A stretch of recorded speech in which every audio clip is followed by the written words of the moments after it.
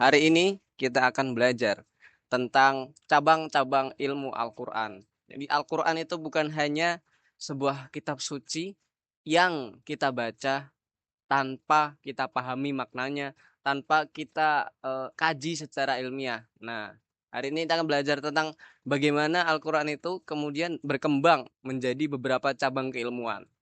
Yuk, langsung aja.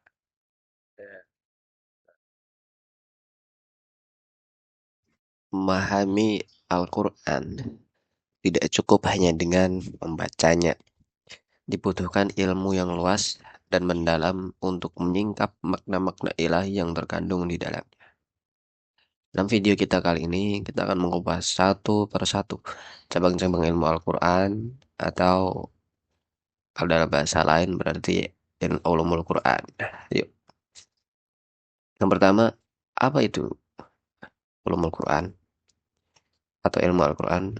Adalah kumpulan disiplin ilmu yang mempelajari segala aspek yang berkaitan dengan Al-Quran, baik dari segi bahasa, sejarah, hukum, maupun makna.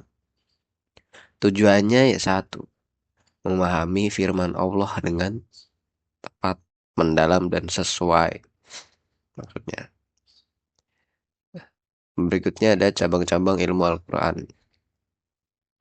Dalam khazanah Islam, para ulama telah mengembangkan berbagai cabang ilmu Al-Quran. Beberapa di antaranya yang paling penting yaitu ilmu tafsir. Yang pertama ada ilmu tafsir. Ilmu yang menjelaskan makna ayat-ayat Al-Quran ini, baik secara riwayat, bil ma'thur, maupun istihad ulama, bil ra'yi. Jadi ilmu yang penting agar supaya tidak terjadi kesalahpahaman dalam memahami ayat-ayat Al-Quran. Dari ilmu tafsir ini juga kita dapat mengambil pelajaran akan hal-hal yang sebaiknya kita amalkan dan sebaiknya kita hindari. Yang berikutnya ada ilmu asbabun nuzul, yaitu ilmu-ilmu yang mempelajari sebab-sebab turunnya ayat, sehingga konteks wahyu lebih mudah untuk dipahami.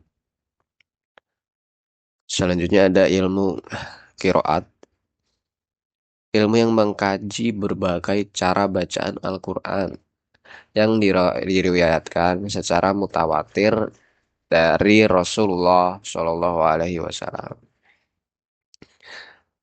Ilmu ini menjaga orisinilitas dari Al-Quran itu sendiri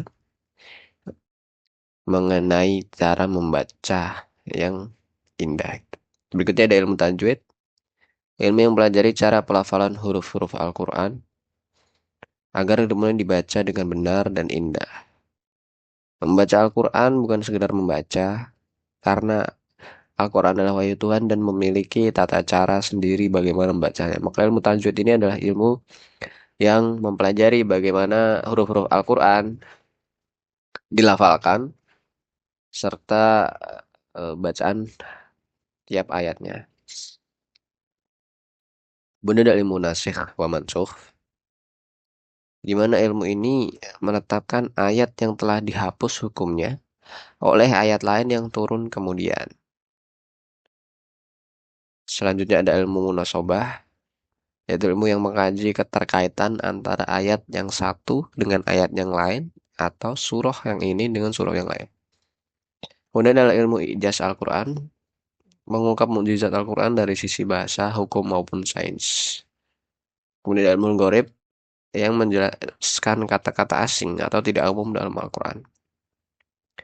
Selanjutnya ilmu muhkam wa mutasyabih, membedakan ayat yang maknanya jelas dengan yang membutuhkan penafsiran mendalam.